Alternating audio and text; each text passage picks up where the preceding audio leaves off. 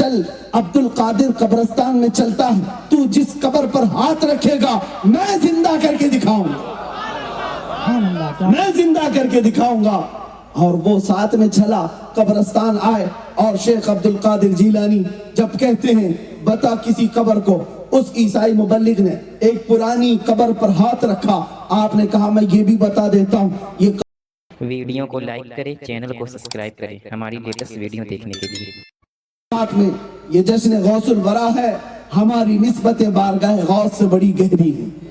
الحمدللہ ہندوستانی مسلمانوں میں سب سے زیادہ عقیدت سرکار غوث پاک سے پائی جاتی ہے، اولیاء کاملین سب سے زیادہ، اور کیوں نہ ہو، ہونا بھی چاہیے، اس لیے کہ ہم قادری غلام ہیں اور فخر سے یہ کہتے ہیں یا سرکار غوث پاک کے دربار میں تجھ سے در سے سگ اور سگ سے ہے مجھ کو نسبت، میری گردن میں بھی ہے دور کا ڈورا تیرا، یا غوث اعظم اس نشانی کے جو سگ ہیں نہیں مارے جاتے، حشر تک میرے گلے میں رہے پٹا تیرا۔ سبحان اللہ، واہ کیا مرتبہ غوث ہے بالا تیرا، اونچے اونچوں کے سروں سے ہے قدم آلا تیرا، سر بھلا کیا کوئی جانے کے ہے کیسا تیرا، اولیاء ملتے ہیں آنکھیں وہ ہے تلوا تیرا۔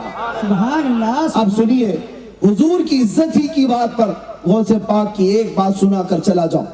جب آج کے زمانے میں حضور کی عزت پر حملے ہوتے ہیں تو ہم تقریروں سے جواب دے دیتے، تحریروں سے جواب دے دیتے، کوئی ہاتھ سے کوئی زبان سے جواب دے گا، لیکن اولیاء کی شان یہ ہے جب نبی پاک کی ذات پر کوئی سوال کرتا تو وہ زبان سے ہاتھ سے نہیں اپنی کرامت سے جواب دے دیتے، ہاں کرامت سے جواب دیتے۔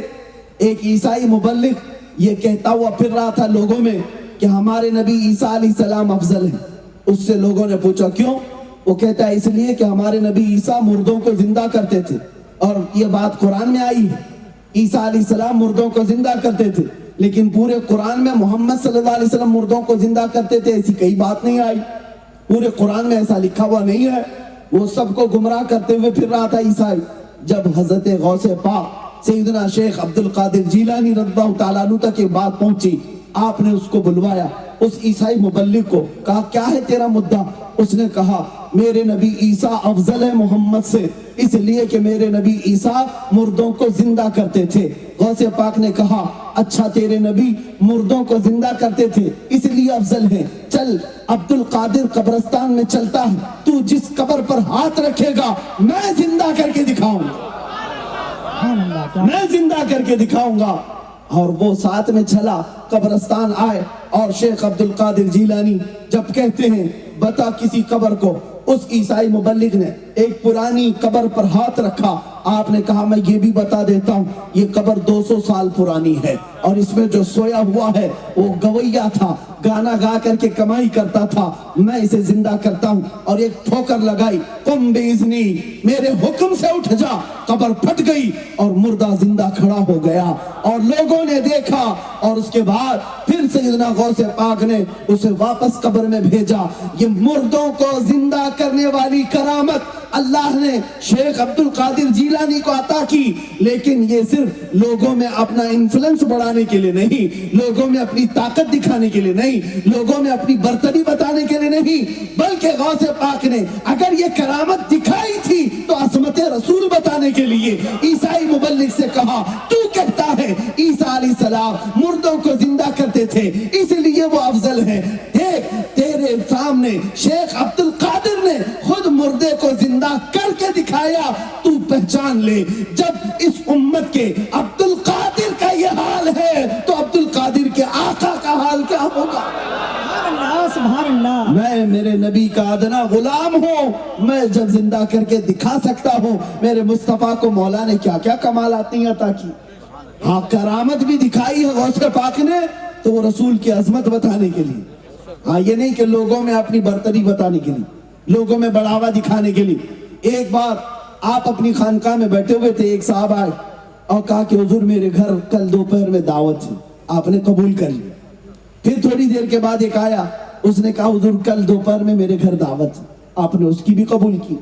تیسرا ایک آیا، اس نے کہا حضور کل دوپہر میں میرے گھر دعوت ہے، اس کی بھی قبول کر لی، منع نہیں کیا۔ یہ کے بعد دیگرے 70 لوگ آئے، ایک ہی ٹائم کی دعوت، اور سب کی دعوت قبول کر لی.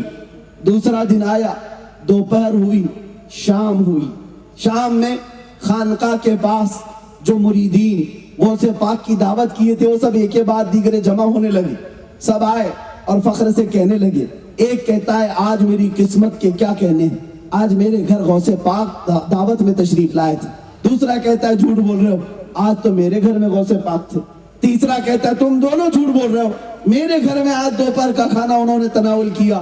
باتیں بڑھتی گئی, ہر کوئی دعویٰ کر رہا ہے میرے گھر میں تھے, ہر کوئی دعویٰ کر رہا ہے میرے گھر میں تھے.